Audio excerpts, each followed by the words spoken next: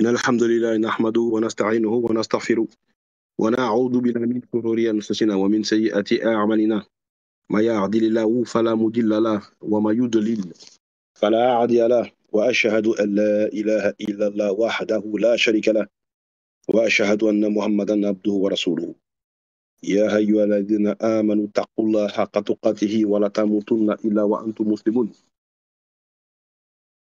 يا أيها الناس اتقوا ربكم الذي خلقكم من نفس واحدة يا أيها الذين آمنوا اتقوا الله حق تقاته ولا تموتن إلا وأنتم مسلمون يا أيها الناس اتقوا ربكم الذي خلقكم من نفس واحدة وخلق منها زوجها وبث منهما رجالا كثيرا ونساء واتقوا الله الذي تساءلون به والأرحم إن الله كان عليكم رقيبا يا أيها الذين آمنوا اتقوا الله وقولوا قولا سديدا يصلح لكم أعمالكم ويغفر لكم ذنوبكم وما يطيع الله ورسوله فقد فاز فوزا عظيما ربي اشرح لي صدري ويسر لي أمري واحلل عقدة من لساني يفقهوا قولي السلام عليكم ورحمة الله وبركاته.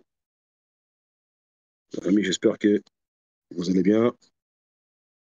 Ça fait toujours plaisir de vous voir toujours aussi présents, aussi nombreux à nos assises. Et nous sommes encore sous le coup de l'émotion, de la joie que nous avons eue cet après-midi de notre frère qui s'est converti par la grâce d'Allah. Allah fera toujours triompher sa religion au-dessus de l'esprit de l'homme païen, de toute religion inventée en dehors de l'islam, n'en déplaise aux mécréants. Donc, comme vous l'avez dit tout à l'heure, quand le frère aura besoin de vous, Inch'Allah, soyez là. Si nous, on n'est pas tout de suite disponible pour pouvoir aider le frère, mais de toute façon, on sait qu'il est bien entouré, Inch'Allah. Donc, la famille, pour mon assise de ce soir, c'est une petite assise tranquille, Inch'Allah. Et j'avais l'idée de vous faire ce que j'ai intitulé les concepts définitionnels. Donc, vous savez que moi, c'est toujours très interreligieux ce que je fais. Et surtout, les concepts définitionnels, en fait, pourquoi j'aborde ça, c'est-à-dire que les concepts définitionnels, quand on a des discussions avec les gens du livre, bah, surtout les chrétiens, il faut surtout faire avec eux, parce que les juifs avec eux, c'est quelque chose qui n'est pas vraiment problématique. C'est surtout que nos amis chrétiens, quand on aborde les concepts définitionnels avec eux, bah, en fait, tout tombe. Comme ils ont beaucoup d'allégations, malheureusement, qui sont fausses. Bah, si on rentre avec eux, avec les concepts définitionnels dans une discussion, bah, par la grâce d'Allah, normalement, ça devrait faciliter la discussion. Concept définitionnel, c'est-à-dire, quand on va parler d'une chose, il faut connaître la définition des mots qu'on emploie pour parler de cette chose-là. C'est très important. D'accord?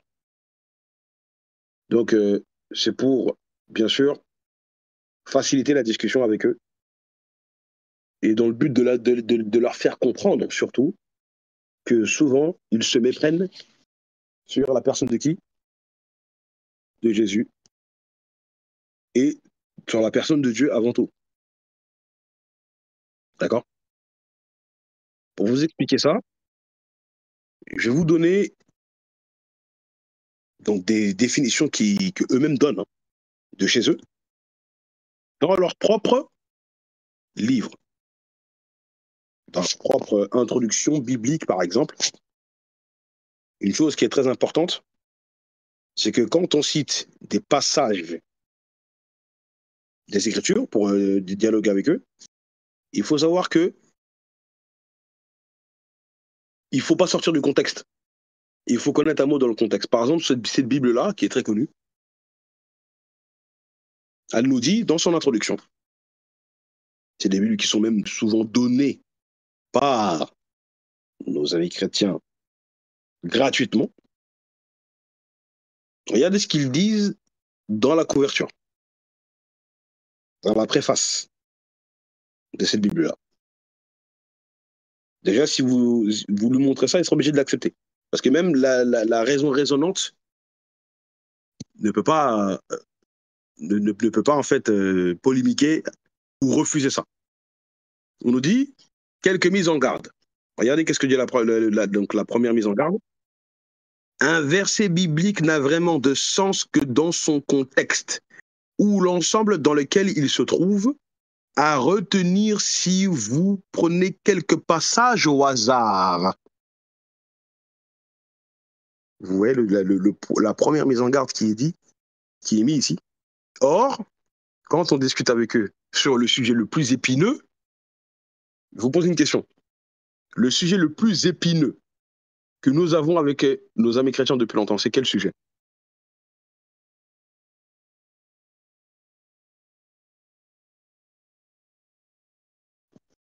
Ouais, mais pour être plus précis encore, voilà, par exemple. Exactement.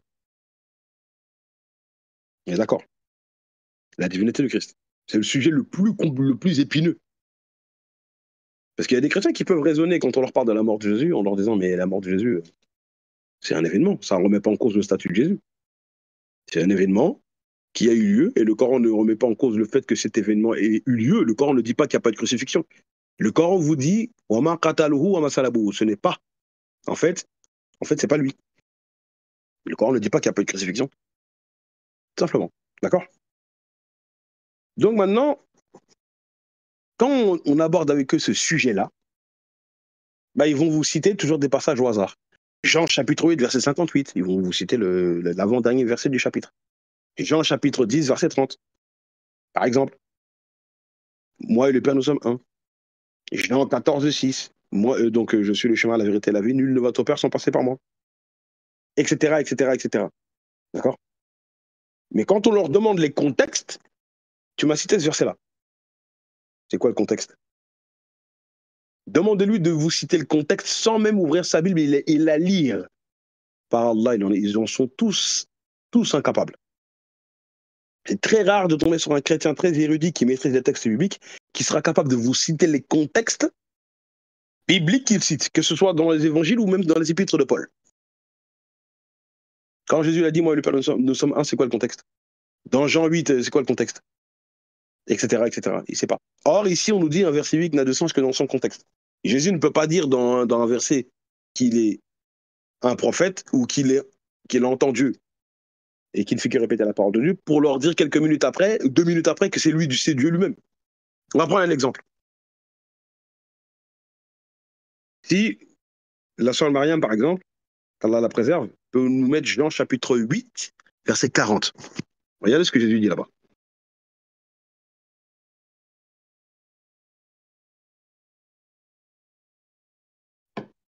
Si quelqu'un peut s'occuper de mettre les passages bibliques, Jean chapitre 8, verset 40.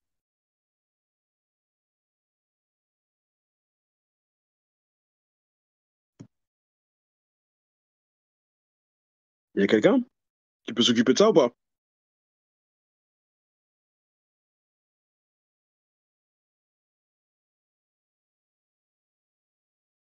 Est-ce que la sœur Mariam est là? Il me semble qu'elle est là. Hein. Peut-être qu'elle ne peut pas parler, je ne sais pas.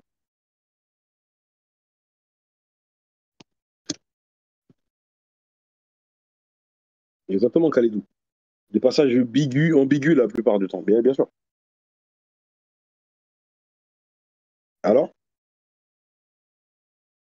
si tu peux pas le faire, il n'y a pas de souci. En général, la sœur Mariam le fait ou d'autres frères qui, en général, les modérateurs en général. Hein.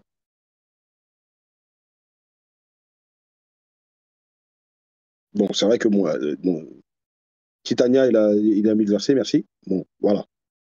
Il y a Sophia qui a mis le verset, ok. Donc regardez bien. C'est dans Jean 8, hein, dans Jean chapitre 8. Jésus dit aux Juifs, mais maintenant vous cherchez à me faire mourir, moi, donc dans certaines Bibles, il y a écrit moi, un homme. Mais comme ce verset-là, il a été manipulé par les chrétiens, dans beaucoup de versions, vous verrez, il n'y a pas écrit homme, il y a écrit moi. Il n'y a pas écrit moi, un homme. Donc ici, c'est cette version-là. Il manque un mot. Moi qui vous ai dit la vérité que j'ai entendue de Dieu. Cela, Abraham ne l'a pas fait. Mais je vous pose une question. Est-ce que c'est possible de diviniser Jésus avec la parole qu'il vient de dire ici, là? Essaie de répondre rapidement quand je pose des questions. Comme ça, on avance rapidement, Inch'Allah. Il dit qu'il a entendu Dieu lui parler. Je ne sais pas si vous vous rendez compte. C'est terrible, hein. Moi, un homme, même dans d'autres versions, qui vous ait dit la vérité que j'ai entendue de Dieu. Déjà, si vous prenez la Bible de Jérusalem, il y a écrit moi un homme. Mais il n'y a pas écrit moi Dieu le Fils. Il n'y a pas écrit moi 100%, 100% Dieu. Moi un homme, point. Il n'a pas dit moi un homme divin ou je ne sais quoi. Moi incarné, non. Il dit qu'il a entendu Dieu lui parler. Maintenant, ici, il dit ça, hein. Aucun chrétien au monde ne pourra vous dire que Jésus, il dit qu'il est Dieu ici. Il n'est pas Dieu. On va prendre le verset 42 du même chapitre. Jean chapitre 8. Sophia, donc je te remercie si tu peux nous mettre Jean chapitre 8, verset 42. Regardez bien, hein, au verset 42, il leur dit, Jésus leur dit donc, si Dieu était votre Père, vous m'aimeriez, car c'est de Dieu que je suis sorti, et c'est pas Jésus est sorti de Dieu. Il est sorti littéralement de sa mère, par contre. Donc, Jésus dit, je reprends, si Dieu était votre Père, vous m'aimeriez, car c'est de Dieu que je suis sorti et que je viens. Je ne suis pas venu de moi-même, mais c'est lui qui m'a envoyé. Dans ces deux versets-là, Jésus il est en train de dire qu'il n'est pas une incarnation. Dans ces deux versets. C'est pas une incarnation, c'est ce qu'il leur dit. Est-ce que vous comprenez? C'est terrible, hein. Il dit qu'il a entendu Dieu lui parler. S'il est Dieu lui-même, c'est pas une incarnation. Ça, c'est clair. Ensuite, il dit quoi? On va même prendre le verset 16. Est-ce que tu peux mettre le verset 16, toujours dans Jean 8?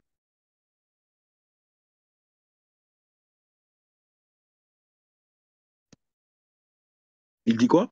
Et si je juge, mon jugement est vrai, car je ne suis pas seul, mais le Père qui m'a envoyé est avec moi. Mais il y a des chrétiens qui vous disent non, non, non, il est Dieu lui-même. Là, je suis toujours dans Jean 8, hein. Pour l'exemple du premier concept que j'ai donné, c'est un conseil que je vous donne. Si un jour vous avez un débat avec un chrétien, il faudra lui dire ça. Est-ce qu'un verset biblique n'a de sens que dans son contexte ou dans l'ensemble dans l'ensemble des choses dans lesquelles il est?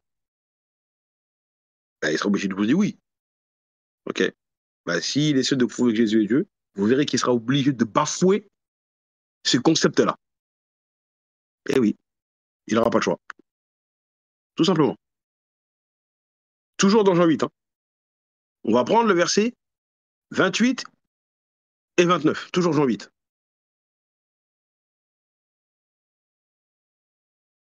Barakallahu fikoum. Barakallahu fikim, ma soeur. Il dit quoi? Jésus leur dit donc, quand vous aurez élevé le Fils de l'homme, c'est-à-dire le descendant d'Adam, alors vous connaîtrez ce que je suis et que je ne fais rien de moi-même, mais que je parle selon ce que le Père m'a enseigné. Celui qui m'a envoyé est avec moi. Il ne m'a pas laissé seul parce que je fais toujours ce qui lui est agréable. Mais c'est fini, encore une fois. Est-ce qu'avec avec ces deux versets-là, là, est-ce qu'on peut dire que Jésus est Dieu? Oui ou non? C'est la question que je vous pose.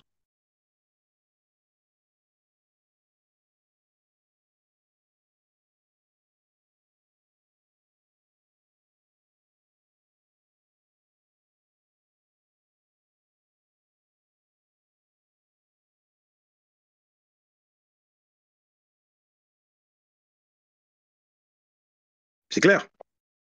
Il dit qu'il fait toujours ce qui est agréable à Dieu.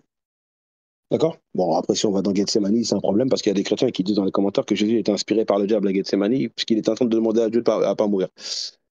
Est-ce qu'à Gethsemane, il faisait ce qui était agréable à Dieu? Pour les chrétiens, c'est compliqué. Bref, c'est pas le sujet.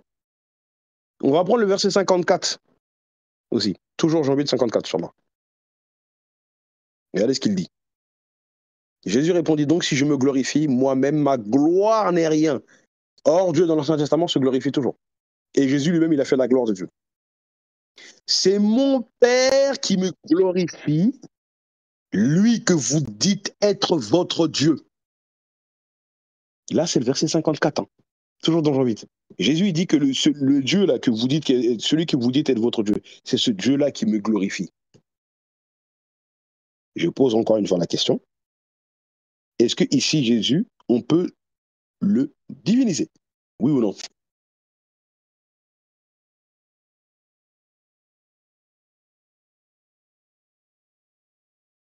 Vous avez bien vu, hein, on est resté dans le contexte. Il parle au même groupe de personnes. Parce qu'à partir du verset 30, il y a une division par rapport à son discours. Il y a des juifs qui croient en lui, il y a des juifs qui ne croient pas en lui. À partir du verset 30, Jésus parle que aux juifs qui croient en lui. Et il les blâme en plus. Hein. Il les blâme. Parce qu'ils disent qu'il leur dit, vous voulez me tuer, etc. Alors que c'est des juifs qui croient en lui. Donc maintenant, si dans tous les versets qu'on a lus là, à aucun moment Jésus dit qu'il est Dieu. Maintenant, Jean chapitre 8, verset 58 et 59 même. On va prendre les deux derniers versets. Voilà. Jésus, ici, il dit quoi? Et c'est les chrétiens qui aiment bien toujours prendre ils prennent toujours ce verset-là, hein, dans Jean 8. Hein. Jésus leur dit en vérité, je vous le dis, avant qu'Abraham fût, je suis. Verset 59. Là-dessus, ils prirent des pierres pour les jeter contre lui, mais Jésus se cacha et il sortit du temple. Donc, quand les chrétiens ils prennent le verset 58, je vous pose la question. Ils disent quoi à cause de ce verset-là? Ils disent que Jésus a voulu dire quoi ici?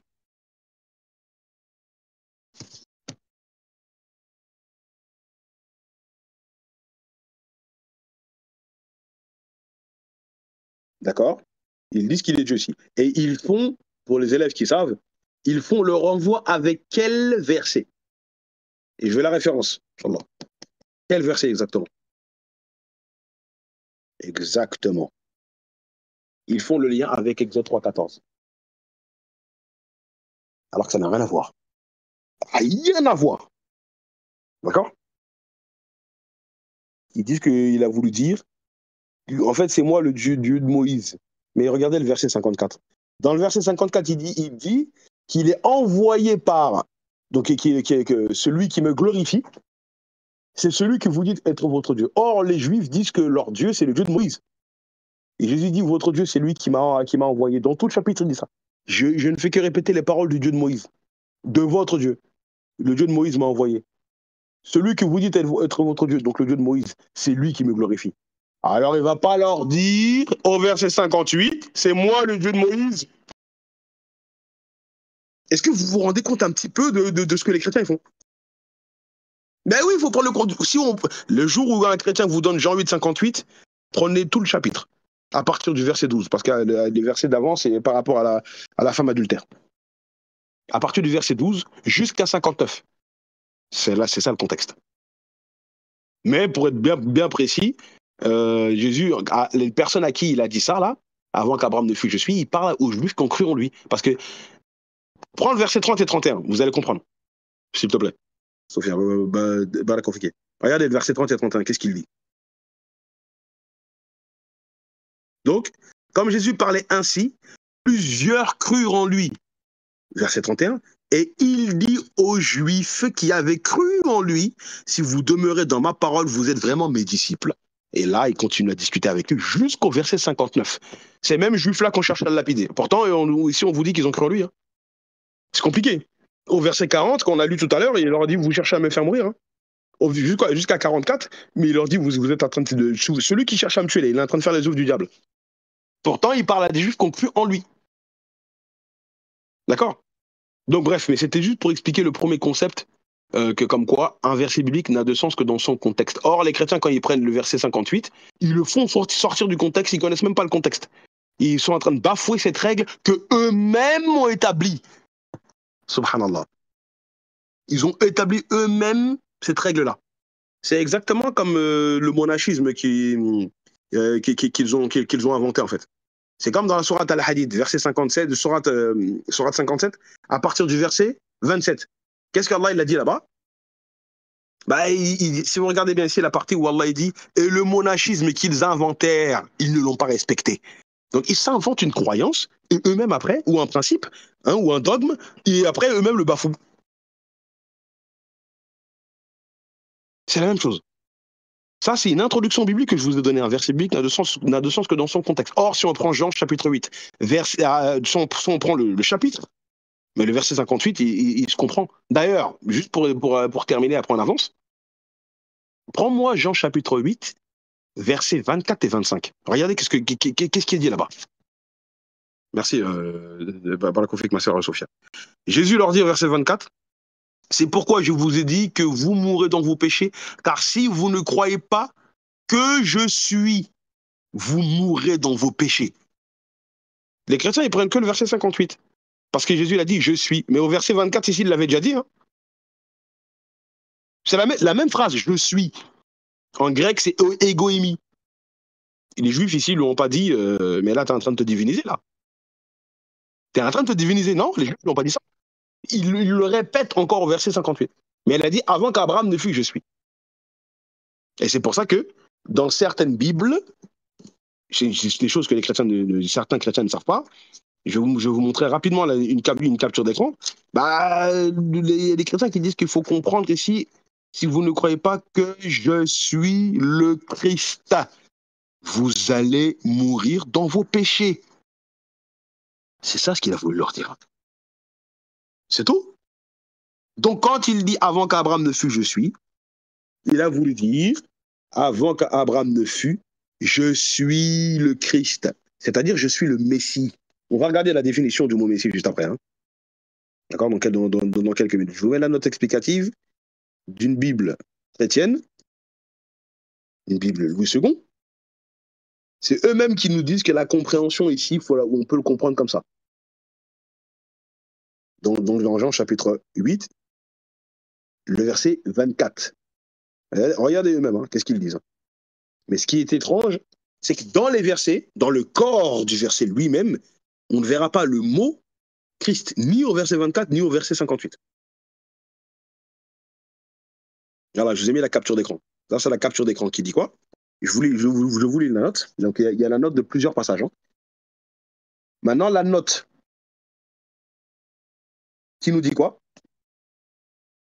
Si vous regardez les dernières phrases là, donc après allusion probable. Allusion probable à Exode 3,14.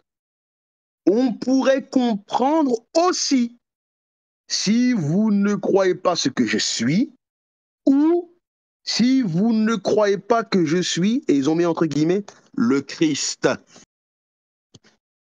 C'est les chrétiens eux-mêmes qui le disent. C'est une question de compréhension. Jésus a voulu leur dire, donc au verset 24, si vous ne croyez pas que je suis le Messie, vous allez mourir dans vos péchés. Vous allez mourir mécréants en fait. Verset 58, avant qu'Abraham ne fût, moi j'étais déjà le Messie. Avant qu'Abraham ne fût, je suis le Christ. C'est ça qu'il a voulu dire. Mais il faut se poser la question pourquoi, dans le corps du verset, les chrétiens ne nous ont pas mis le mot Christ. Qu'est-ce qu'ils ont caché là-bas? Est-ce que vous comprenez un peu? Quand on décortique leurs propres écrits et quand on médite les versets. Comme de la même manière quand on médite leur Coran. Voilà pourquoi on comprend mieux leur texte qu'eux, souvent. Je te fais la capture d'écran si tu veux de la Bible. C'est une Bible Louis II, d'accord? C'est une vieille Bible, hein, le Louis II. Dans les vieilles Bibles, il y a des notes explicatives très intéressantes qui n'existent plus vraiment dans les Bibles modernes. D'accord? C'est pour ça que moi, j'ai plusieurs Bibles à la maison et des Bibles anciennes aussi, où il y a des notes explicatives très intéressantes. Je te donne donc je vous mets l'édition de la Bible, vous allez voir c'est quelle Bible. Donc je vous fais la photo. Parce que la couverture, c'est juste une couverture marron. Il n'y a pas d'écriture sur la couverture. Mais dans l'introduction, d'accord, je vous montre l'image. Voilà, c'est cette Bible-là. Donc vous voyez. Donc là, on a vu qu'il faut respecter les contextes. Tout simplement. Quand on respecte les contextes, on comprendra ce que le Christ il a voulu dire. C'est tout. Est-ce que vous comprenez? Wafik barakallah. Est-ce que c'est clair pour tout le monde? J'ai donné l'exemple de Jean 8, hein, mais c'est pareil pour tous les passages, hein, pour tous les passages bibliques. Si vous bloquez dans le contexte, pour n'importe quel sujet, hein, c'est fini. Mais il faut maîtriser les contextes. Et même avec leur Coran, c'est pareil. Hein. Il y en a, ils font la même chose. Hein. Il y en a, ils font la même chose. Il y en a, ils font la même chose. Par exemple, juste je vous donne un exemple rapide. Si on prend Surat Al-Haqqaf, Surat 46, verset 9, qu'est-ce que Allah, subhanahu wa ta'ala, comment dire, nous a révélé là-bas? Mohammed, il dit, je ne suis pas une innovation parmi les messagers et je ne sais pas ce que l'on fera de moi ni de vous. Regardez bien les pronoms, vous. Je ne fais que suivre ce qui m'est révélé et je ne suis qu'un avertisseur clair. La question que je pose, le vous ici, il parle à qui Mohammed ici? À qui? Répondez tous, Inch'Allah. Oui, mais qui de son peuple? Il parle aux musulmans ou il parle aux kofars de la Mecque?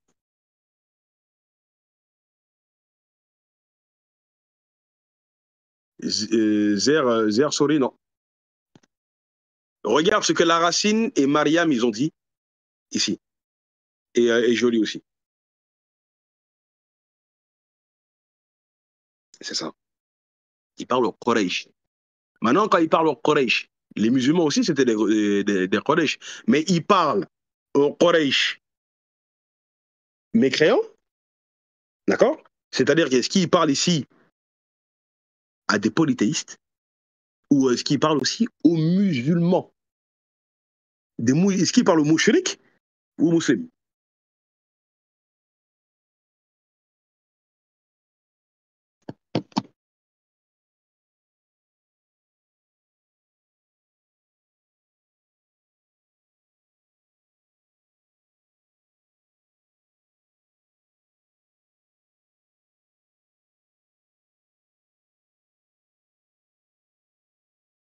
Bah, je vois que vous avez posé des questions. Et bien, ce qu'on va faire, c'est simple. On va faire la même chose que ce qu'on a fait pour Jean 8. On va commencer à partir du verset 1 à 3. Et après, on descend petit à petit, rapidement. Inch'Allah. Non, non, non. Pas Jean 8, hein. Sourate 46. Prends Sourate 46, verset 1 à 3. Sophia, Barakofiki.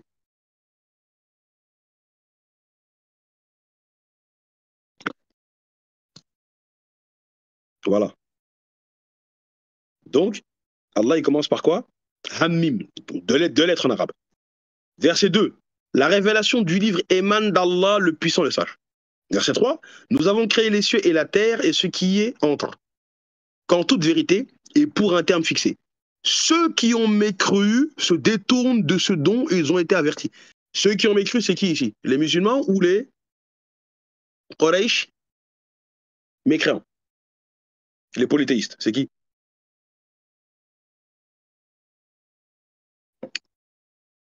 Les mouchriks. Est-ce que c'est les mouchriks ou les musulmans? C'est clair. On est d'accord. Ceux qui ont mécru. Exactement. Ah, c'est clair, voilà. On va prendre le verset 4 à 6, Inch'Allah. Rapidement. Mais regardez les pronoms. Hein. Le vous, le vous, le vous à chaque fois. Sœur Sophia, tu peux mettre là sur des versets. Dans la config. Dans la config, ma soeur. Maintenant, regardez. Verset 4, la suite. Que pensez-vous de ce que vous invoquez en dehors d'Allah? Point d'interrogation. Qui est-ce qui invoque des divinités en dehors d'Allah? Les mouchriks ou les musulmans? C'est qui?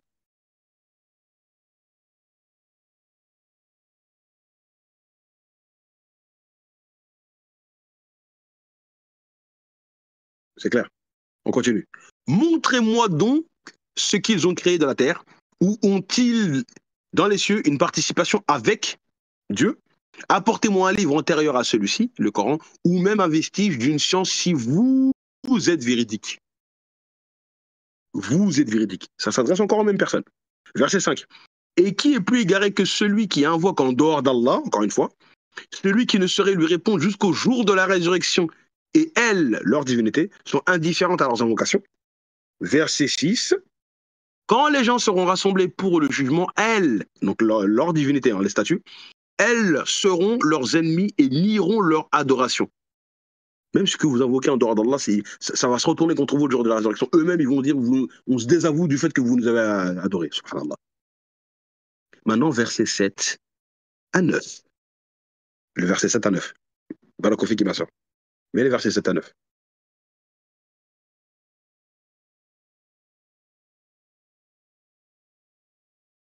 Voilà. Barakofi.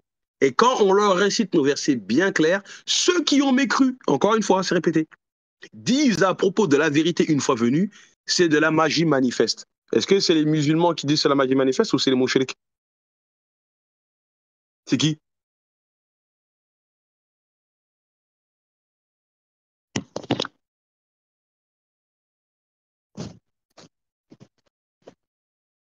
Voilà. D'accord? Ok, on continue. Verset 8. Là, on s'est dangereusement rapproché du verset 9. Hein. On est au verset 8, là.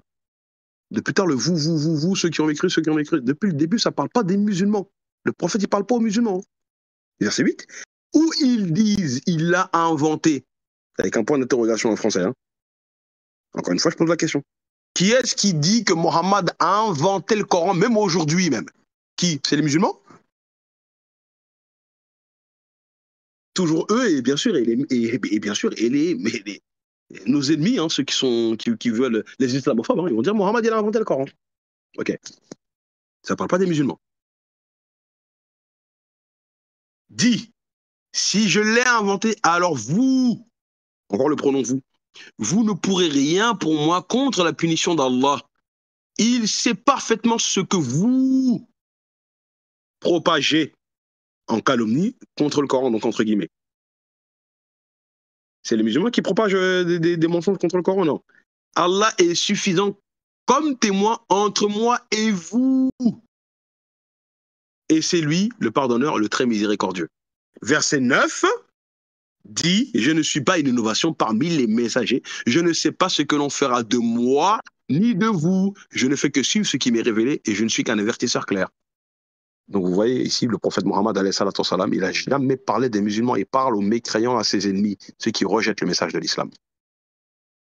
Tout simplement. Mais sur Internet, vous verrez beaucoup de chrétiens, c'est toujours des chrétiens, hein, qui prennent ce verset-là, ils veulent le comparer avec Jean chapitre 14, verset 6, quand Jésus dit « Je suis le chemin, la vérité et la vie, nul ne va au ciel sans passer par moi ».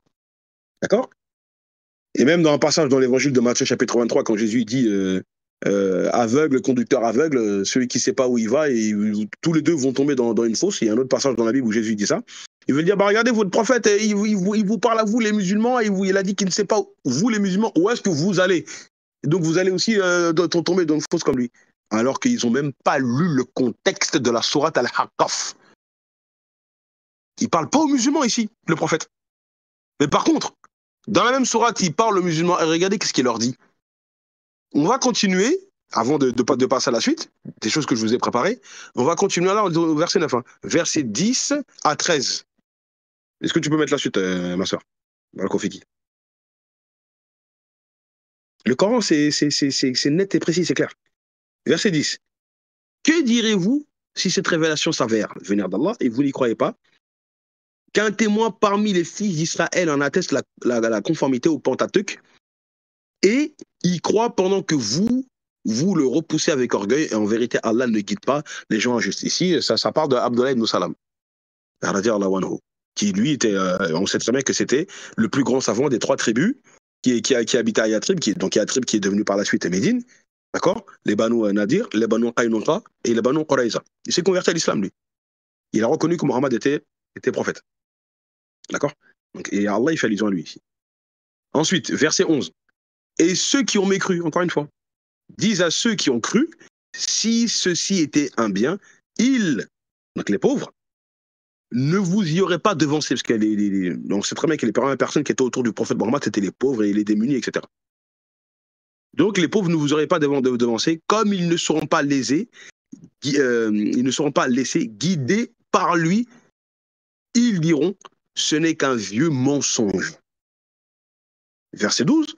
Et avant lui, il avait le livre de Moïse comme guide et comme miséricorde. Et ceci est un livre, donc le Coran, confirmateur en langue arabe pour avertir ceux qui font du tort, pour faire la bonne annonce aux bienfaisants.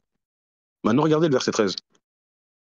Ceux qui disent notre Seigneur est Allah et ensuite se tiennent sur le droit chemin, ils ne doivent avoir aucune crainte et ils ne seront point affligés. Je pose la question.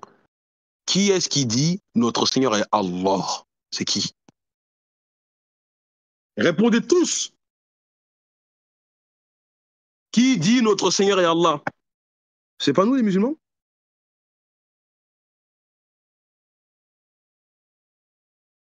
Takbir.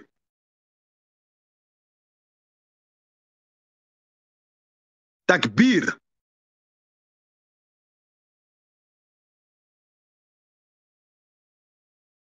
Alhamdulillah. Voilà. C'est à partir du verset 13 que Muhammad sallallahu alayhi wa sallam parle des musulmans. Maintenant, on va savoir ce que Muhammad il sait où est-ce que vont les musulmans pour comprendre le verset 9. Mets-moi la suite. Mets-moi verset 14 à 16. Barakoufiki, ma soeur. Regardez bien. Hein. Regardez la promesse d'Allah. Voilà. Ceux-là, donc ceux qui disent que notre Seigneur est Allah et qui se tiennent sur le droit chemin, ils n'auront aucune crainte, ils seront point affligés.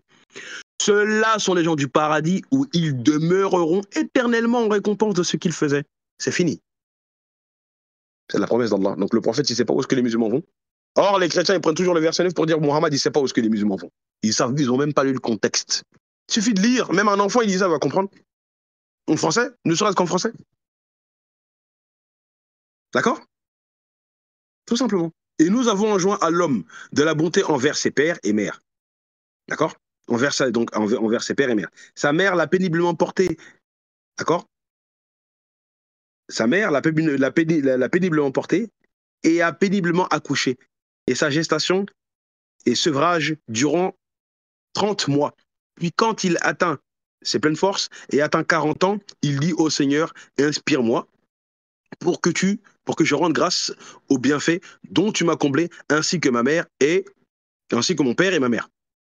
Et pour que je fasse une bonne œuvre que tu agrées et fais pour moi que ma postérité soit de la moralité saine, je me repens à toi et je suis du nombre des soumis.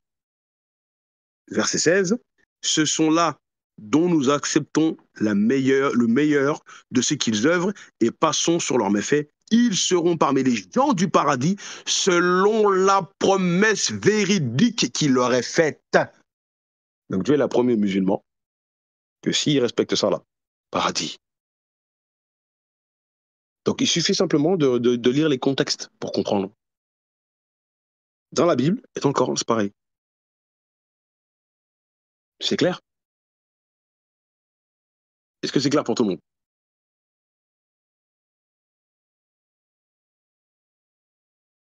Alhamdulillah. Voilà. D'accord? Donc, pour pas faire trop long, on va passer à la suite. Quand on parle avec nos amis chrétiens, souvent ils sont là à dire oui, Jésus-Christ, Jésus-Christ et Jésus-Christ. Mais le problème, c'est que très peu d'entre eux connaissent la définition, donc là on est dans le concept définitionnel, de ces deux mots-là. Jésus et le mot Christ. Qu'est-ce que cela signifie? Qu'est-ce que ces deux mots-là signifient? C'est ça le problème. Il y en a très peu qui le savent. D'accord? Donc je vous mets dans ce dictionnaire-là. C'est quoi la définition du mot Christ? Enfin, du mot d'abord, on va d'abord commencer par Jésus, parce qu'on commence toujours par Jésus-Christ. On dit pas Christ Jésus, mais bon, en général, c'est toujours Jésus-Christ. Excusez-moi 2 secondes, bougez pas, j'arrive tout de suite.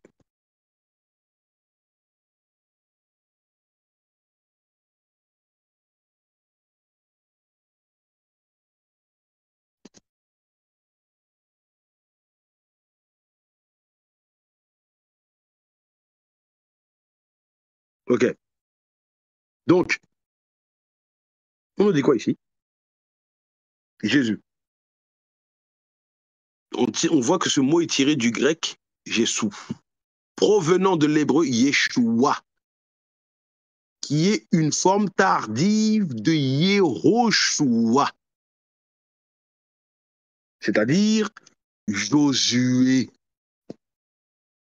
Quand vous voyez le mot de Jésus, en vérité, une des premières personnes, la première personne même qui s'est appelée comme ça, selon ce qu'on sait, bah c'est Josué en fait. Yehoshua, qui est même supérieur à Yeshua. En fait, c'est arrivé après. Mais d'abord, la première forme de ce nom c'est Yehoshua, qui signifie littéralement l'Éternel et le Sauveur. Donc il y a l'article défini là. Et plus tard, il y a eu la déclinaison du mot Yeshua, qui a donné Jésus. Mais à la base, c'est Josué. L'Éternel est salut. Ils vous l'ont écrit eux-mêmes. Hein? Le nom de notre Seigneur Jésus-Christ. Ancêtre de Christ qui a vécu 400 ans après David. D'accord? Donc, dans Luc chapitre 3, verset 29, on nous dit quoi? Qu'il y a une personne dans les ancêtres de Jésus qui s'appelle Jésus. Est-ce que tu peux nous mettre ce verset-là, là? Luc chapitre 3, verset 29, dans la généalogie. Ici, ça parle de la généalogie de Jésus. Voilà. Regardez bien. Jésus, donc fils de Jésus, fils d'Éliézer, fils de Jorim, fils de Matat, fils de Lévi. Ça, c'est les ancêtres de Jésus. Bah, dans les ancêtres de Jésus, il y en a un qui s'appelle Yeshua. Mais il y a beaucoup de chrétiens qui ne savent pas ça. Hein. Ils pensent que Jésus, le Jésus de l'époque, donc Aïssa, alayhi salatu salam, Aïssa ibn Mariam, ils pensent qu'il n'y a que lui qui a porté ce nom-là. Non, non, dans la Bible, il y en a qui ont porté ce nom-là avant lui. Hein. Et même ce nom-là, je vais même vous montrer une autre un autre glossaire, vous allez voir qu'est-ce que les chrétiens ils ont dit sur le nom de Jésus. Et ils nous disent que dans les apocryphes, ce nom apparaît plusieurs fois, d'accord? L'auteur, l'Ecclésiaste, s'appelait ainsi. Chrétiens d'origine juive, on l'appelait aussi Justus. Il collabora avec Paul, Colossiens 4, 11. Outre ses références à Josué, par rapport à ce mot, et à Christ, l'historien Joseph mentionne 12 personnes, donc Joseph a vu, 12 personnes portant le nom de Jésus qui étaient courants chez les Juifs de l'époque hellénistique. 12 personnes s'appelaient comme ça à cette époque-là. Oui, c'est que Yehoshua, pour répondre à Mariam, Yehoshua, c'est la forme originelle du nom de Jésus. Quand Yeshua. Mais après, on est passé par le grec et ça a donné la déformation Jésus. En vérité, la véritable prononciation de son nom, c'est Yeshua. Yeshua, et en hébreu, c'est Hamashiach. D'accord? Donc ça, ici, si les chrétiens vous disent que Jésus, il est Dieu, par rapport à son nom, vous êtes obligé de lui dire, si tu n'as pas fait de recherche sur l'origine de ce nom-là, tu vas être obligé de diviniser toutes les personnes qui ont porté ce nom-là, en fait. Une catastrophe. Eh oui. Donc déjà, le nom de Jésus ne lui confère pas les droits à la divinité. C'est clair ou pas? Est-ce que vous avez clairement compris ça?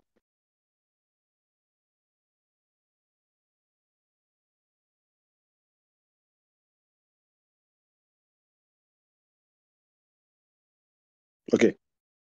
Dans la Bible que j'ai montrée tout à l'heure, la Bible Louis II, que j'ai dit c'est une ancienne Bible. Regardez, à la fin, il y a un glossaire. Regardez qu'est-ce qu'ils disent sur le nom Jésus. Donc, dans les définitions, ils disent quoi? Jésus signifie sauveur, comme on l'a vu tout à l'heure.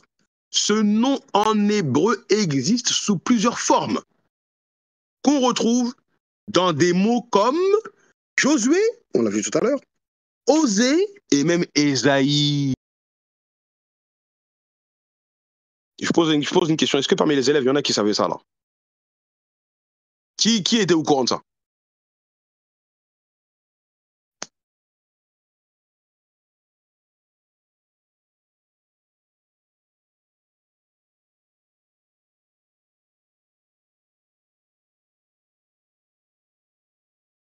Vous voyez?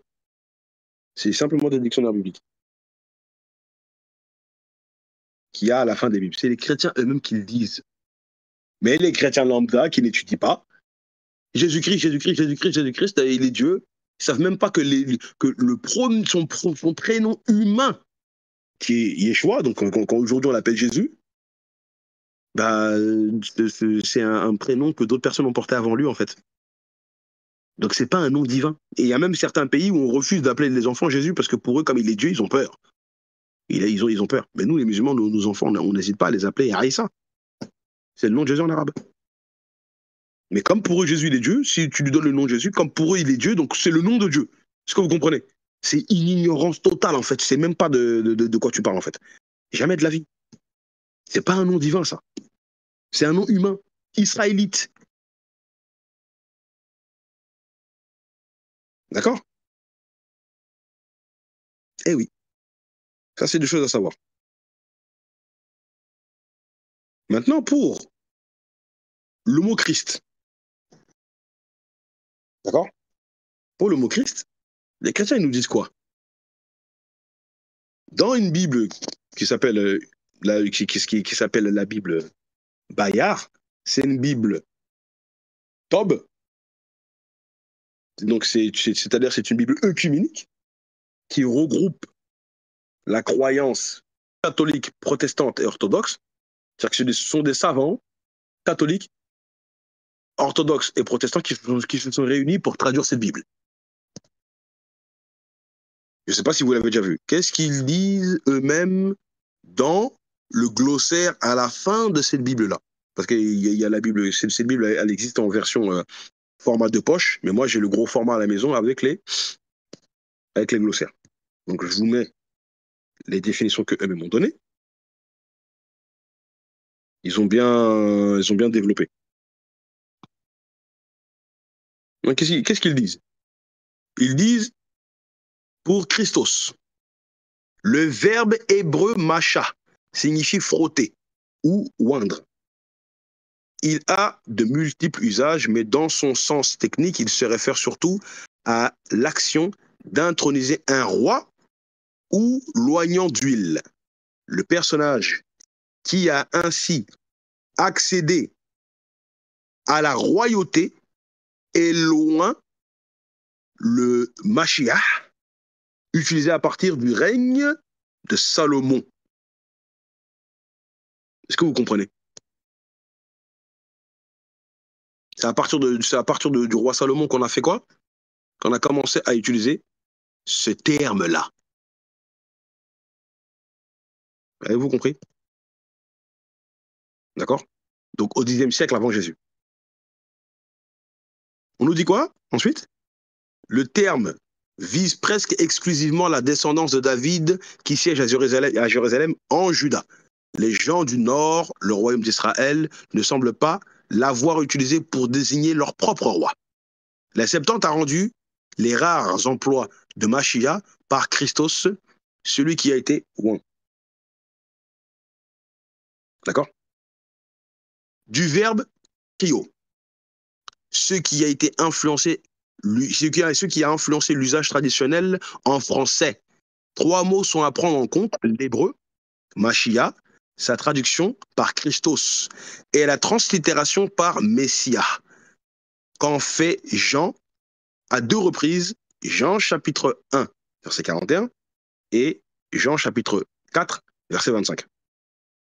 À partir de ces 3 mots, le français a développé 3 façons de rendre le concept. Oint, traduction littérale de l'hébreu ou du grec, mot dont la piètre euphonie rend l'utilisation très limitée. Christ, translittération de Christos. Donc à la base, c'était Christos, mais on l'a francisé en Christ. Traduction grecque de la Septante à travers le latin Christus. Messie, translittération de Messia, elle-même translittération grecque de l'hébreu. Parvenue en français à travers le latin, Messia. Alliance appliquée à Jésus ressuscité et fait Seigneur qui est de ce fait appelé Christos, c'est-à-dire oint, Messie, ou Christ, Christos, peut ou non être précédé d'un article et suivre ou devancer le nom de Jésus. Donc Jésus, Christ ou Christ et Jésus. Assez rapidement, comme on le voit dans les lettres de Paul, ce titre qui désignait à l'origine une fonction royale a tendance à devenir un nom propre, alors qu'à la base, ça ne l'est pas. On passe de Jésus de Nazareth à Jésus Christ. C'est devenu un nom propre, alors que ça ne l'est pas. Cette ambiguïté, c'est une ambiguïté, hein, c'est eux-mêmes qui le disent, cette ambiguïté souvent maintenue entre le titre et le nom propre pose de nombreux problèmes aux traducteurs. Marc chapitre 1, verset 1. Par exemple, peut-être touchant, traduit littéralement, pardon, comme suit. Commencement de la bonne nouvelle touchant Jésus-Christ, Fils de Dieu. Ou commencement de la bonne nouvelle touchant Jésus-Christ, Fils de Dieu. Ils disent qu'on peut le traduire de ces deux façons. Alors ça, c'est le début de l'évangile de Marc. Marc chapitre 1, verset 1. Si tu peux mettre le verset sur le groupe, voilà, Kofi ma soeur. Et pour terminer, selon la première traduction, Christ est un nom propre et le Fils de Dieu est un titre. Ça, c'est ce qu'on dit souvent. Selon la seconde, tout aussi acceptable, Christ et le Fils de Dieu sont deux titres. Chaque fois qu'ils rencontreront les termes de Messie et de Christ, les lecteurs auraient profit à se demander d'accord, comme l'ont fait les traducteurs s'ils voient une fonction ou non, ou un nom propre. Vous avez vu ce qu'ils ont dit à la fin, là? Je répète ce qu'ils ont dit à la fin. Les lecteurs auraient profit à se demander, comme l'ont fait les traducteurs, excusez-moi, s'ils voient une fonction ou un nom propre. C'est-à-dire qu'en fait, quand les chrétiens ils lisent ça là, Jésus-Christ, ils doivent se poser des questions. Est-ce que c'est un nom propre ou pas? C'est une fonction ou est-ce que c'est un nom propre? Est-ce que vous avez compris ça?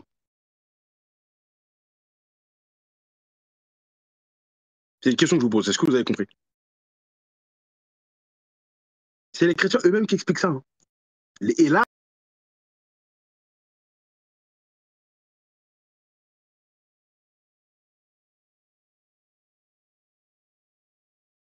c'est pour ça qu'ils le disent, subhanallah.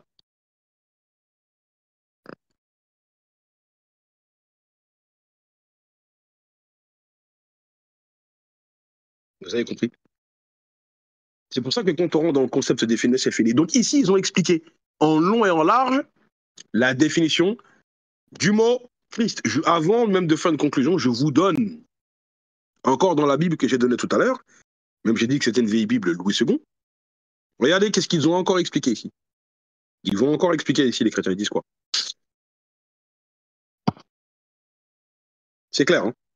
Ils disent Christ, mot grec qui signifie oint et qui traduit le terme hébreu Messie, voir oindre. Donc ils nous disent d'aller voir le mot oindre. Dans l'Ancien Testament, celui qui recevait l'onction était avant tout le roi. Il y avait des rois à qui on pouvait donner ce nom-là. Puis le souverain sacrificateur, d'accord, le grand prêtre qui faisait sacrifier des Juifs, et parfois le prophète dans l'Ancien Testament. Il y a des prophètes, des fois on les appelle comme ça. Maintenant, regardez qu'est-ce qu'ils disent. Le mot, donc le mot Christ, désigne dans le Nouveau Testament, NT, le Nouveau Testament, ça veut dire l'envoyé de Dieu. Takbir. Takbir.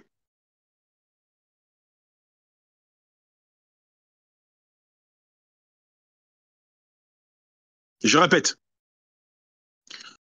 Le mot désigne dans le Nouveau Testament l'envoyé de Dieu, virgule, son fils, virgule, qui est chargé du ministère royal, sacerdotal et prophétique.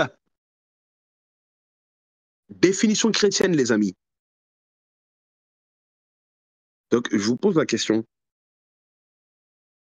Est-ce que le mot, est-ce que les deux mots que je viens de vous donner les définitions par les chrétiens, le mot Jésus et le mot Christ, est-ce que ces deux mots-là lui confèrent les droits à la divinité?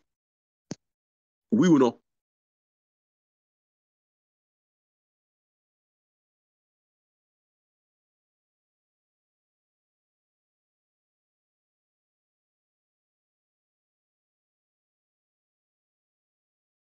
Voilà.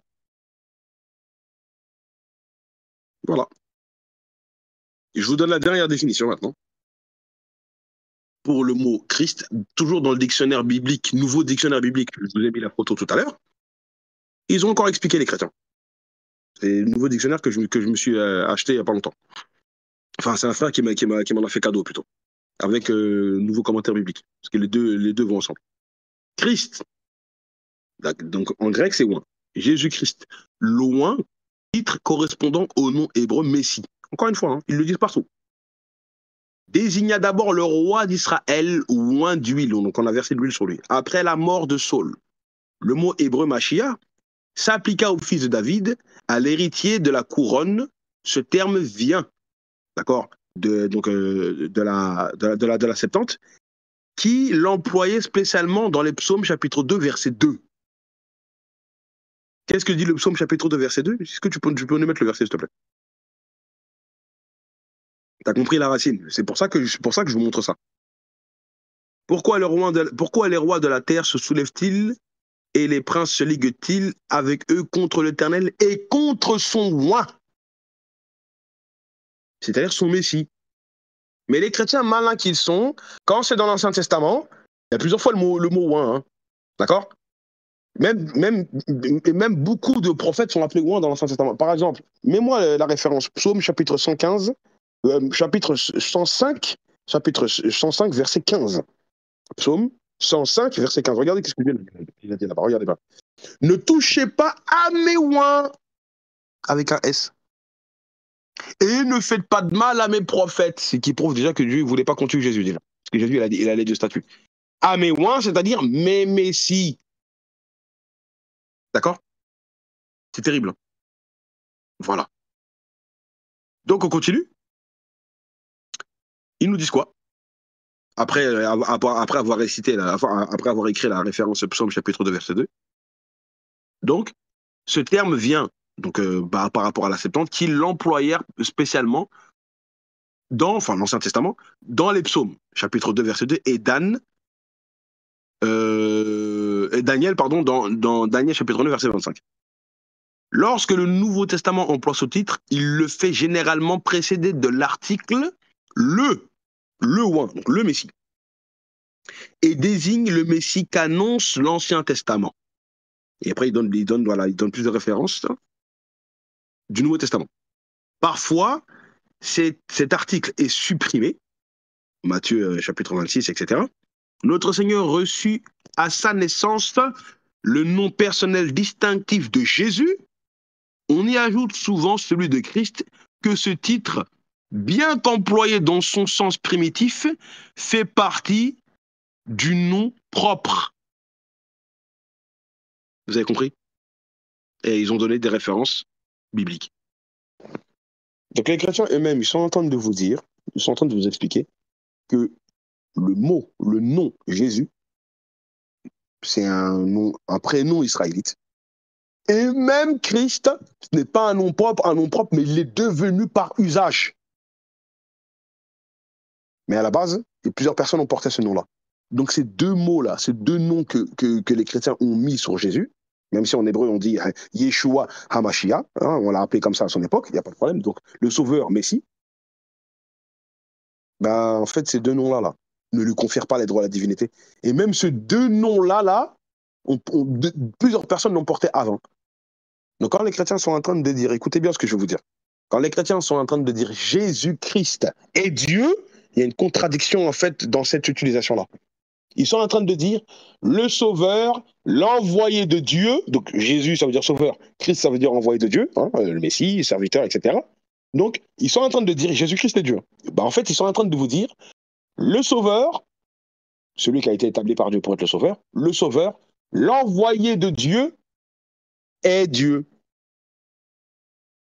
Voilà ce qu'ils sont en train de nous dire, sans s'en rendre compte. Est-ce que vous comprenez un petit peu? D'utiliser Jésus-Christ et Dieu, c'est incompatible.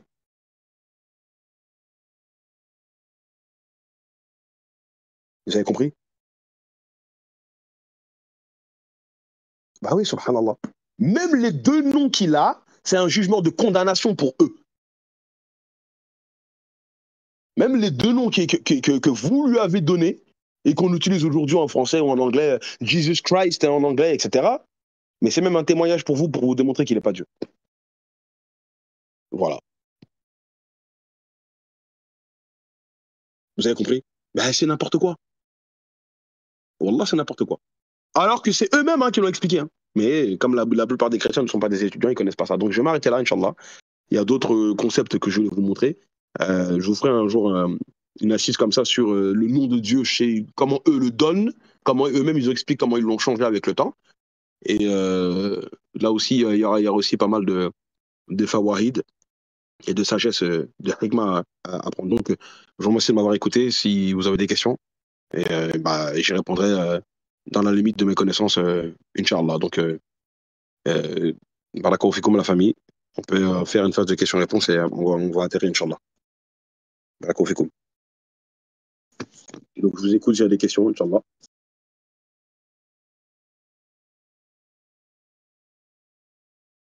Mais en tout cas, une chose aussi que je tenais à vous dire, c'est que le problème, il est que même enfin, dans la Bible, il y a, on a bien vu tout à l'heure dans la généalogie, que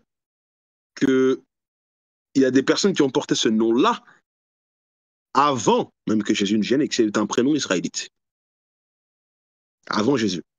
Donc c'est un prénom israélite. Rien de, il n'y a rien en fait, de choquant. Mais même après Jésus, même dans la Bible, il y a quelqu'un qui porte ce nom-là. Est-ce que vous êtes au courant de ça? Même dans la Bible. Après Jésus, il y a quelqu'un qui s'appelle comme même un sorcier. Même un sorcier dans la Bible, il a porté le nom de Dieu, soi-disant. Alors que le tétragramme que j'aurais pu que je voulais vous démontrer à la base, mais on le ferait une autre fois, parce que quand on va rentrer dans le tétragramme, ça sera un peu long. Ben, aucun être humain n'a porté ce nom-là. Hein. Le Yod Kei Vav Kei, les 4 lettres que les Juifs, qu'on appelle le tétragramme, que les Juifs lisent, Yahuwah ou Yehoua, etc., parce qu'ils ne savent pas comment le prononcer. Mais personne n'est appelé comme ça. C'est pas son prénom de tous les jours. Hein. Est-ce que vous comprenez? Bah, pour regardez qu'est-ce qu'on nous dit dans Acte chapitre 13, verset 6. Dernier verset que je vous donne. Acte 13, verset 6. Voilà. Ayant ensuite traversé toute l'île, voilà qu'on fait toute l'île jusqu'à Paphos, ils trouvèrent un certain magicien, faux prophète juif, nommé par Jésus. C'est dans la Bible, hein. Wallahi, je ne suis jamais tombé sur un chrétien qui connaît ça. Quand je leur dis, mais dans la Bible, il y a plusieurs personnes qui sont appelées Jésus, qui commencent à actionner. Mais frère, calme-toi, prends simplement acte 5, chapitre 13, verset 6. Ah bon, j'avais pas. Ben oui, ça te montre que c'est un prénom israélite, ça. Même le nom de Jean-Baptiste, il est plus rare. Le nom de Jean-Baptiste, parmi ses ancêtres, il n'y a personne qui a porté ce nom-là. On le voit dans l'évangile de Luc et on le voit dans le Coran. D'accord? Yahya, son nom, on sait très bien qu'il n'y a personne qui a porté ce nom-là. Même Mohammed, même. Mais le nom de Jésus, il y a plusieurs personnes qui ont porté ce nom-là. C'est un prénom israélite. Hein. Donc si vous nous dites que c'est le nom de Dieu, même un magicien, il peut porter le nom de Dieu sur lui, dans la Bible. C'est pour vous montrer que ce n'est pas le nom de Dieu, ça. C'est un prénom israélite. D'accord? Donc c'était un petit élément que je voulais vous rajouter. Ok, Inch'Allah, s'il y a des questions, Inch'Allah, je vous écoute. Donc je regarde. Donc Titania, tu me dis, mais n'est-il pas dit chez les chrétiens qu'ils ne peuvent pas suivre un nouveau message ou après un prophète, Jésus? Dis-moi. Oui, bien sûr. Mais le problème, c'est que c'est qui dit ça, en fait? C'est Paul. Paul, en fait, c'est lui, en fait, c'est lui, en fait, qui dit ça. Mais le problème, il est qu'il a dit ça dans quel passage? Il dit ça dans Galates chapitre 1, versets 6 à 8. D'accord? Et même, on va même prendre le contexte. On va même prendre le verset 1. Est-ce que tu peux mettre Galates chapitre 1, versets 1 à 8? Alors, et on va comprendre pourquoi est-ce que Paul a dit ça. Mais de toute façon, dans mes cours privés, hein, parce que les cours bibliques, bibliques, bien sûr, pour montrer toujours la véracité de l'islam que je donne le jeudi, sont passés à des cours privés maintenant.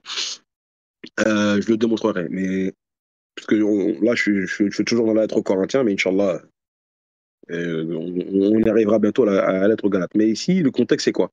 Paul, il dit, Paul apôtre, non de la part des hommes, ni par un homme, mais par Jésus-Christ.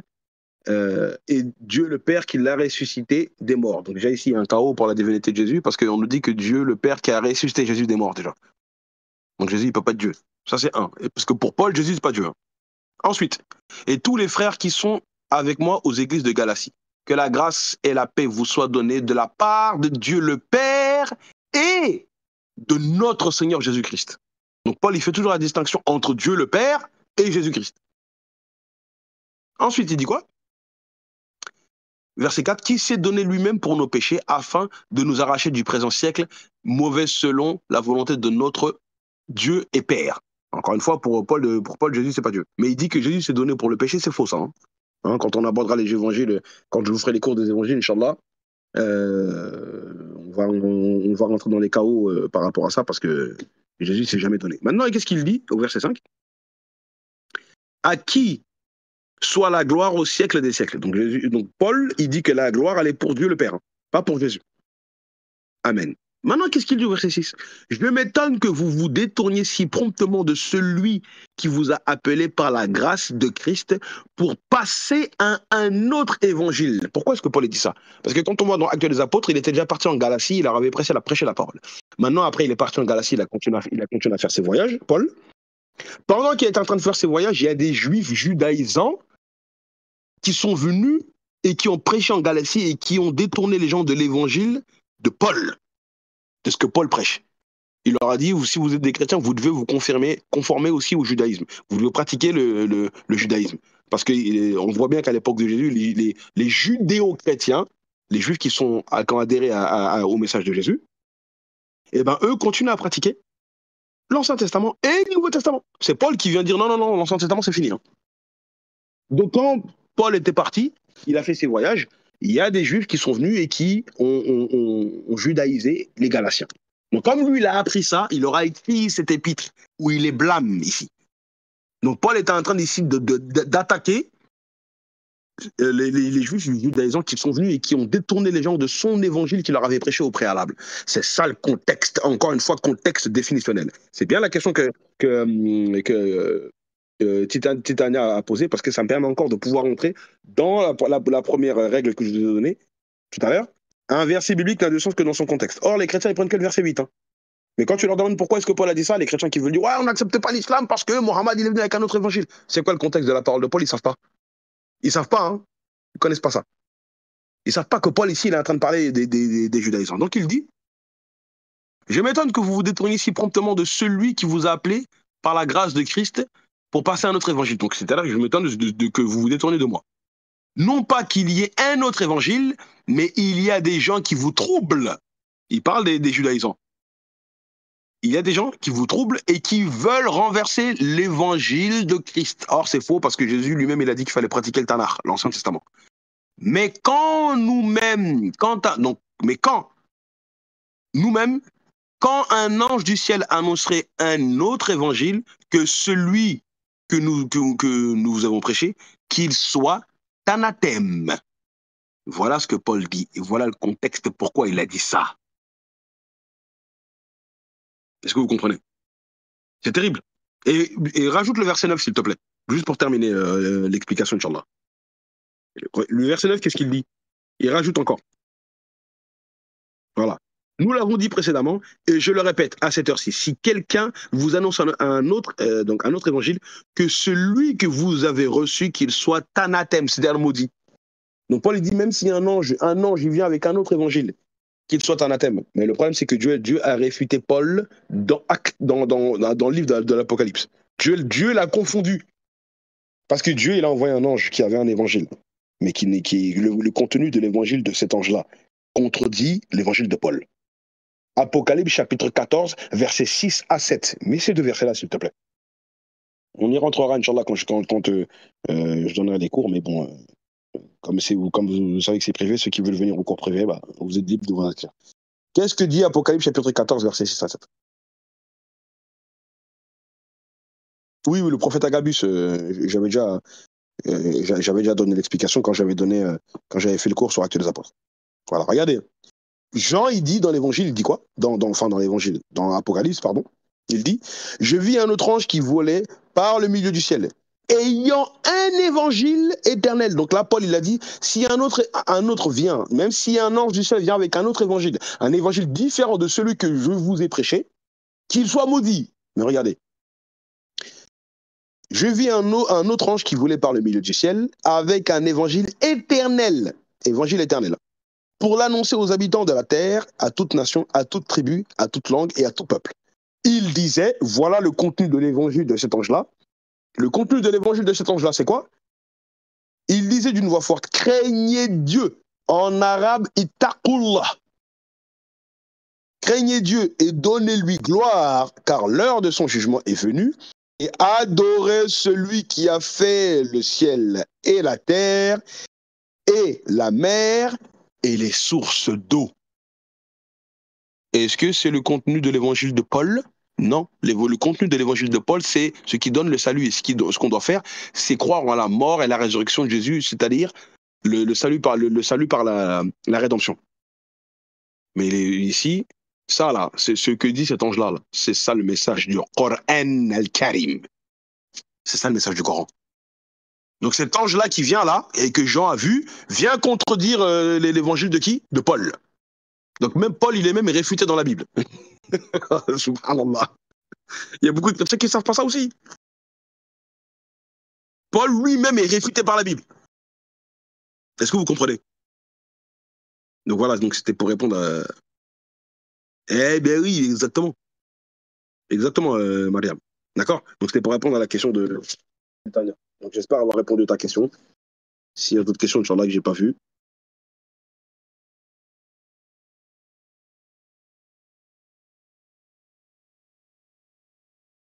Donc je regarde s'il y a des questions.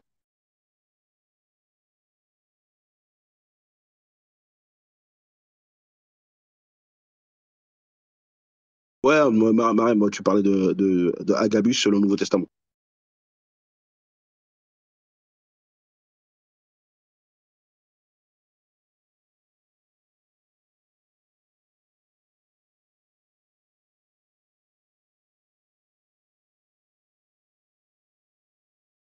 Hugo, il n'y a pas de souci. Envoie-moi un message en privé. Envoie-moi un message en privé et je t'inscrirai, Inch'Allah. S'il y a des questions, Inch'Allah. Sinon, on va atterrir, la famille, il est minuit.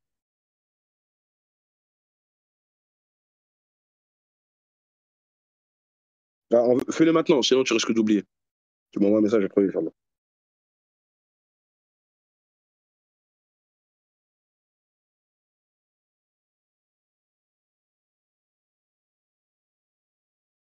Donc, c'est ça, hein, les chrétiens. Vous les prenez dans le contexte, il ne pourra pas s'en sortir. Vous rentrez avec lui dans le concept définitionnel et de respecter la Bible, de respecter ce que dit l'introduction de la Bible, que je vous ai donné un verset biblique n'a de sens que dans son contexte, il ne pourra rien faire. Qui qu'il soit. Il n'y a pas de problème. S'il y en a qui veulent s'inscrire au groupe privé, Inch'Allah, il n'y a pas de problème, vous pouvez venir. Vous m'envoyez des messages, vous pouvez, Inch'Allah.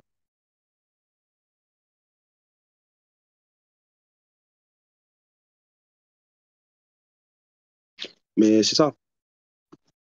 C'est ça, mon musulman anonyme. Moi, c'est pour ça que j'ai une méthodologie, si vous me connaissez depuis longtemps, que j'utilise leurs propres arguments. D'accord? Leurs propres arguments pour les réfuter. D'accord? Et il y a un verset coranique que j'aime beaucoup. C'est dans Al-Fusilat. Surat 41, verset 53. Regardez qu'est-ce qu'Allah il a dit là-bas. Surat 41, 53. Allah il a dit quoi là-bas? Regardez bien. Et c'est cette méthodologie que j'utilise. Nous leur montrerons nos signes dans l'univers. Allah, il a montré beaucoup de vérités scientifiques dans le Coran al-Karim. Les savants en ont démontré beaucoup. Et en eux-mêmes, quand on regarde l'état ciel, on parle même de la création de l'homme. Comment l'homme il a été créé. C'est-à-dire que quand on regarde comment l'homme il a été créé, mais on va se dire, subhanallah, on est obligé de croire qu'il y a un créateur. Et même par leurs actions. Eux-mêmes, leur création, même ce qu'ils font et même ce qu'ils vont dire. Donc Allah il dit, nous leur montrerons nos signes dans l'univers et en eux-mêmes, jusqu'à ce qu'il leur devienne évident que c'est cela, leur Coran, la vérité. Ne suffit-il pas que ton Seigneur soit témoin de toutes choses? C'est-à-dire, moi, c'est par rapport à ce verset-là, la méthodologie que j'en ai tirée, c'est que avec leurs propres propos, on va leur montrer que leur Coran il dit la vérité. Tout simplement. Eux-mêmes, ils vont témoigner du Coran sans savoir. Et ceux qui vont se rendre compte, ils vont se convertir. Est-ce que vous comprenez? C'est tout. Ils peuvent rien faire. Et ça leur fait mal, ça. Ils ont caché beaucoup de vérités, mais ils en ont dit pas mal. Et c'est pour ça, quand on fouille dans leurs écrits, bah, ça ne fait que confirmer notre foi. C'est ça, Marème, la supériorité. Donc, s'il n'y a pas de questions, je vois qu'il n'y a pas de questions, on va atterrir à la famille. Je vous remercie de m'avoir écouté. Hein. C'est toujours un plaisir de discuter avec vous, d'essayer de vous donner un petit peu ce qu'on a appris, de partager avec nous, de partager avec vous, pas plutôt les choses qu'on a, hein, qu'on a apprises, les petites choses qu'Allah nous a données. On essaie de faire ça chaque semaine. Donc, on va atterrir, Inch'Allah. Qu'Allah vous préserve, qu'Allah vous fasse de vous toujours une fierté pour l'islam et les musulmans. Vous voyez bien que notre comportement et notre foi doit toujours gagner le cœur des gens. Aujourd'hui, on a eu notre frère qui s'est converti. D'accord? Si vous connaissez des gens aussi dans votre entourage qui sont un petit peu sceptiques, qui s'intéressent à l'islam, et si vous voyez qu'ils sont un petit peu intéressés à écouter, à discuter, etc., n'hésitez pas à les faire venir sur le Discord. Nos modérateurs pourront les faire inscrire. Quand quelqu'un se convertit, vous êtes en train vous serez peut-être la cause du fait que, je ne sais pas si vous vous rendez compte, qu'une personne soit sauvée du feu de l'enfer, de sauver une âme du feu de l'enfer. D'accord? Donc, c'est vraiment quelque chose sur laquelle il faut méditer. D'accord? Mais il y a toujours un bon comportement. Parce que la génération d'aujourd'hui, il y a beaucoup de musulmans qui ont un très mauvais comportement. Et donc, ils donnent une mauvaise religion à notre dîme. D'accord? Donc, faites très attention à ça. Moi, tout à l'heure, j'étais en train de partir, j'ai rendu visite à ma sœur, j'étais avec ma fille, et j'étais à Choisy-le-Roi, c'est une petite anecdote, et je vois trois rebeux qui étaient en train de commencer à vouloir taper un de leurs frères, un autre rebeu, quoi, en fait. Mais j'ai pas supporté. Je suis venu, j'ai séparé tout de suite et je leur ai mis un coup de pression aux trois. Je leur ai dit, hey, laissez-le tranquille. Vous êtes des ouf ou quoi? Laissez-le tranquille, là. Pourquoi vous êtes à trois sur une personne? Peut-être qu'il a volé, peut-être qu'il a fait. Parce qu'apparemment, il avait fait quelque chose de pas bien. Mais c'est pas pour cette raison que vous devez être à trois sur lui. Pourquoi vous êtes en train de le faire la hagra, là? Vous êtes injuste. Vous n'êtes pas obligé d'être à trois sur lui. Ils n'étaient pas en train de le taper, mais ils étaient en train de le malmener quand même. Je suis intervenu. Et il y en a un qui a voulu faire le malin avec moi. Ouais, genre, t'en mêles pas. Je lui ai mis un coup de pression, il s'est tout de suite calmé.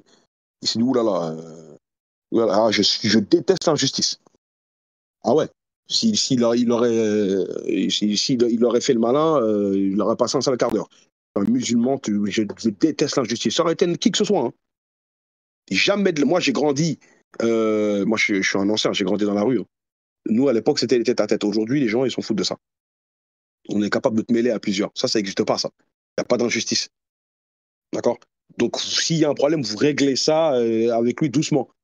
Mais vous n'êtes pas à trois sur lui, parce que si j'avais laissé, il l'aurait tapé à trois. Hein. Voilà. Donc, un musulman, quoi qu'il arrive, il doit avoir toujours un bon comportement et il ne doit pas accepter l'injustice. Est-ce que vous comprenez? Donc, si aujourd'hui, on a une époque, même quelqu'un se fait agresser dans la rue, il lui arrive un truc et les gens disent rien. Aujourd'hui, les gens sont devenus, ils sont tous anesthésiés, subhanallah. Pas normal. Alors que moi, j'étais arrêté vous savez, il y a des distributeurs automatiques là, on peut rentrer dans les banques là où on peut ouvrir les portes, etc. J'étais arrêté là-bas avec ma fille, je vois qu'il y a un embrouillé, je vois que les gens ils passent, ils s'en foutent. On est arrivé à une époque où on est insensible, hein. C'est incroyable, c'est pas normal ça. Voilà, c'est pas normal. Une autre anecdote, quand je travaillais encore à l'hôpital, à un moment, j'étais brancardier pendant des années. Hein. Et j'ai brancardé un monsieur qui sortait de la salle d'opération. Il avait les deux jambes qui étaient emplâtrées et qui étaient. Vous savez, quand on t'opère et on te met des vis à l'intérieur des jambes pour que maintenir tes os, pour que tes os puissent reprendre normal. Lui, c'était toutes les jambes jusqu'au bassin. Donc pendant que j'étais en train de le brancarder pour le remonter dans sa chambre, parce qu'il venait de subir une opération lourde, je lui ai demandé qu'est-ce qui t'est arrivé. Il m'a dit accident de moto sur l'autoroute. Accident de moto, je suis tombé de ma moto et j'ai glissé sur au moins 150 mètres. Donc je me suis cassé tout le bassin et toutes les jambes. Enfin, les deux jambes, quoi, jusqu'au bassin. Et je me suis arrêté Donc j'ai glissé pendant longtemps. Hein, et je me suis arrêté sur le bas-côté, vous savez, sur l'autoroute sur le côté, là. à côté de, juste même, il a même pas dépassé les barrières, hein. Mais les voitures étaient en train de passer à côté de moi pendant 1 heure et demie. Personne ne s'arrêtait. Alors qu'on me voyait comme ça par terre et ma moto éclatait. 1 heure et demie. Il était en train de souffrir comme ça pendant 1 heure et demie. Imaginez, vous avez le bassin cassé avec les jambes cassées pendant 1 heure et demie. Les gens, ils passent. Personne ne s'arrête. Est-ce que vous vous rendez compte de ça? Moi, ça m'a révolté quand j'ai entendu ça. Les gens, ils n'en ont rien à cirer à notre époque. Il y a plein de vidéos comme ça, hein. Même il y a des pranks. Des fois, on voit des gens qui sont agressés dans la rue, ils font semblant de se faire agresser. Des gens, il y a peut-être une personne sur 20 qui va réagir. Subhanallah. Tout à l'heure, c'est ce que j'ai vu aussi. Un musulman, il n'accepte pas l'injustice. Le prophète Mohammed, il a dit un musulman, quand il voit une injustice, s'il peut l'arrêter avec ses mains, qu'il l'arrête avec sa main. S'il ne peut pas l'arrêter avec sa main, qu'il l'arrête avec quoi? Avec sa parole, en parlant. Et s'il peut pas, avec sa parole, et ben, qui sont désavoués dans son cœur. Voilà ce que l'islam enseigne. Mais si tu peux intervenir, interviens. D'accord?